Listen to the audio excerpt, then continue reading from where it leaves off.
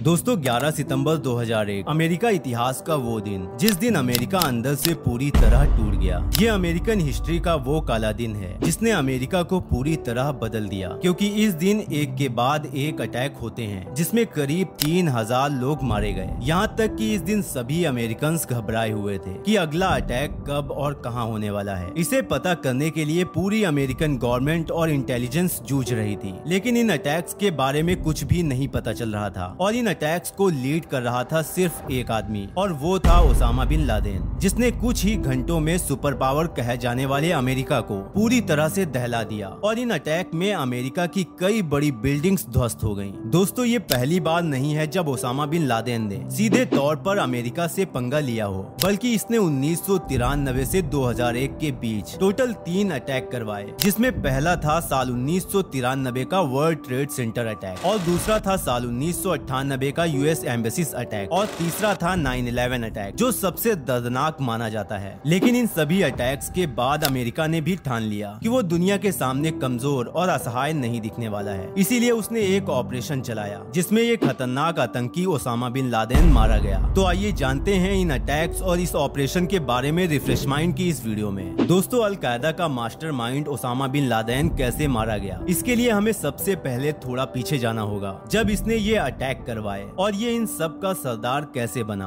दरअसल ये सबसे पहले 1993 में वर्ल्ड ट्रेड सेंटर की पार्किंग में ब्लास्ट करवाता है। इसमें करीब 6 लोग मारे जाते हैं और सैकड़ों लोग घायल हो जाते हैं। ये धमाका इतना भयानक था कि जहां पार्किंग में ये धमाका हुआ वहां पर लगभग 100 फीट गहरा गड्ढा बन गया। ओसामा का मकसद सिर्फ यही अटैक नहीं था, बल्कि इसने एक बार फिर 1998 में यूएस की एम्बेसी पर अटैक, वो भी अमेरिका में नहीं बल्कि केन्या और तंजानिया में। इस अटैक में दोनों जगहों पर एक साथ ब्लास्ट होने की वजह से लगभग 12 अमेरिकी सहित 224 लोग मारे गए और लगभग 4500 लोग इंजर्ड हो गए। और इस पूरे हमले में 20 से अधिक लोगों के नाम शामिल होने की वजह से इन लोगों को उम्र कैद की सजा सुना दी गई। लेकिन दोस्तों ये नेटवर्क इतना बड़ा था कि इन 20 लोगों के जेल जाने से ओसामा बिन लादेन रुकने वाला नहीं था। इसीलिए ओसामा ने 11 सितंबर 2001 को अमेरिका के सबसे बड़े आतंकी हमले को अंजाम दिया। और इस अटैक की प्लानिंग बाकी के अटैक से बिल्कुल अलग, क्योंकि ओसामा नहीं चाहता था कि उसके प्लान की भनक किसी भी अमेरिकन एजेंसी या गवर्नमेंट को लगे। इसीलिए इसने इस अटैक के लिए 4 एरोप्लेन हाईजैक करवाए, जिसमें से 2 प्लेन को वर्ल्ड ट्रेड सेंटर से और 1 प्लेन को पेंटागन से टकरा दिया जाता है। लेकिन चौथे प्लेन को ये लोग अपने मिशन तक नहीं पहुंचा पाते हैं, क्योंकि इसमें बैठे पैसेंजर बहादुरी दिखाते हुए पेंसिल्वेनिया के मैदान पर ही इसे क्रैश करवा देते हैं, क्योंकि माना जाता है कि ये आतंकी इस प्लेन को यूएस की कैपिटल वाशिंगटन डीसी में क्रैश करने वाले थे। इन तीनों प्लेन क्रैश में कई मासूम लोगों की जान गई, जिससे अमेरिकन इंटेलिजेंस लोगों के घेरे में आ गई और उस पर सवाल उठने लगे। इसीलिए अमेरिका ने सभी कामों को पीछे रखकर ओसामा बिन लादेन को मारना पहला काम बना लिया। लेकिन फिर भी अमेरिका का ये सपना पूरा होते होते करीब 10 साल लग गए, क्योंकि ओसामा इतना शातिर था कि इसने बिना प्लान के कोई भी काम नहीं किया, क्योंकि ये एक बड़े बिजनेसमैन का बेटा था और ये पूरा परिवार सऊदी अरेबिया का रहने वाला था। लेकिन जैसे जैसे ओसामा बड़ा होता गया, इसके विचार परिवार से अलग होते गए और ये थोड़े समय के बाद इस्लामिक विचारों की तरफ बढ़ता गया। इस दौरान इसने कई सारे इस्लामिक ग्रुप भी ज्वाइन किए और कुछ समय के बाद जब इसकी पावर बढ़ी तो इसने अपना खुद का ग्रुप बनाया और नाम रखा अल-कायदा, जिसका मतलब था द बेस। और ये बेस बनाया गया अफगानिस्तान में। दरअसल उस समय ये बेस इसलिए बनाया गया क्योंकि यूएसएसआर और अफगानिस्तान वार का शिकार थे। इसी वजह से इसने अफगानिस्तान की तरफ से लड़ने वाले मिलिटेंट की हेल्प करना शुरू किया और इसने अपनी फौज के दम पर अफगानिस्तान की खूब मदद की। इसी बीच यहाँ के लोगों के बीच ये अच्छी खासी फैन फॉलोइंग बना चुका था और यहीं से शुरुआत होती है अल-कायदा की। लेकिन यहाँ सवाल ये उठता है कि आखिर इसकी दुश्मनी अमेरिका के साथ कैसे शुरू हुई। दरअसल दोस्तों लगातार अमेरिका इस्लामिक कंट्रीज के साथ अपने रिश्ते मजबूत कर रहा था, जिससे यहाँ पर वेस्टर्न कल्चर की शुरुआत हो सकती थी और वो अमेरिकन कल्चर से बेहद नफरत करता था, जिससे ये नाराज होकर इसे पर्सनली ले लेता है। और फिर यहीं से शुरू होती है इसकी दुश्मनी अमेरिका के साथ, जिसके बाद इसने कई बड़े अटैक करवाए, जिससे अमेरिका ने इसे मारने के लिए 10 सालों तक कई बड़े ऑपरेशन चलाए, जिनमें अमेरिका को कई बार नाकामी हाथ लगी और ओसामा हर बार बचता रहा। लेकिन फिर 2009 में इलेक्शन जीतकर ओबामा अमेरिका के प्रेसिडेंट बनते हैं और प्रेसिडेंट की गद्दी पर बैठते ही इन्होंने तुरंत ही सर्च ऑपरेशन को और भी तेज करने के ऑर्डर दिए और इस ऑपरेशन का नाम दिया ऑपरेशन नेपच्यून स्पेयर। इसे शुरू करने के कुछ दिन बाद CIA को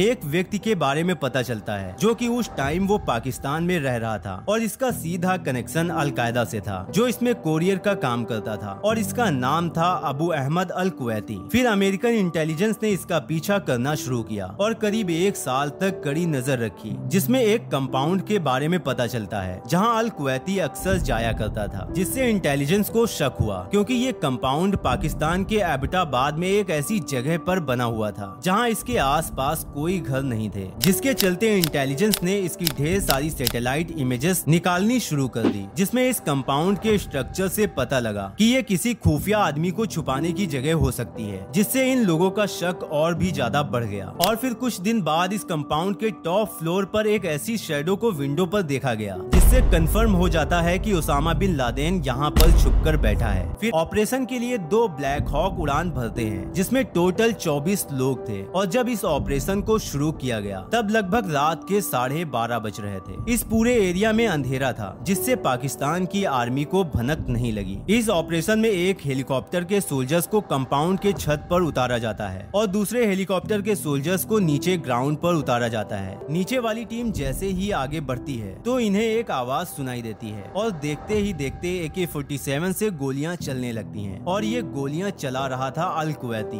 जो कि इसमें मारा जाता है। और फिर आगे बढ़ते ही अल कुवैती का भाई अबरार और उसकी वाइफ भी मारी जाती है। और फिर ये लोग दूसरी टीम के साथ मिलकर ओसामा के कमरे की तरफ बढ़ते हैं, लेकिन रास्ते में ही ओसामा का बड़ा बेटा खालिद भी मारा जाता है। और अब बारी थी इस ऑपरेशन को फिनिश करने की, क्योंकि इस ऑपरेशन को लाइव बैठे देख रहे ओबामा और उनकी टीम बेसब्री से इंतजार कर रही थी। तभी टॉप फ्लोर पर पहुंचते ही कमरे में ओसामा और उसकी वाइफ दिखती हैं और इसमें उसकी वाइफ उसे बचाने के लिए उसके सामने खड़ी हो जाती है। और फिर ऑफिसर ओसामा के 3 गोलियां दाग देता है और इन 3 गोलियों की वजह से ओसामा वहीं पर ढेर हो जाता है। और फिर इस पूरे मिशन को लाइव देख रहे ओबामा को एक मैसेज मिलता है और वो मैसेज ये था, एनिमी किल्ड इन एक्शन। इसे सुनते ही ओबामा के साथ मौजूद सभी लोग खुश हो जाते हैं, क्योंकि इस पूरे मैसेज का मतलब था कि ओसामा मारा गया। और इसके बाद ये टीम भी यहाँ से सक्सेसफुली निकल जाती है। तो इस तरीके से फाइनली इस मिशन को पूरा किया गया और बाद में इसकी डेड बॉडी को कॉफिन में बंद करके समुद्र में डाल दिया गया। आपको ये वीडियो कैसा लगा हमें कमेंट करके जरूर बताएं। मिलते हैं नेक्स्ट वीडियो में, तब तक के लिए अपना और अपनों का ख्याल रखें।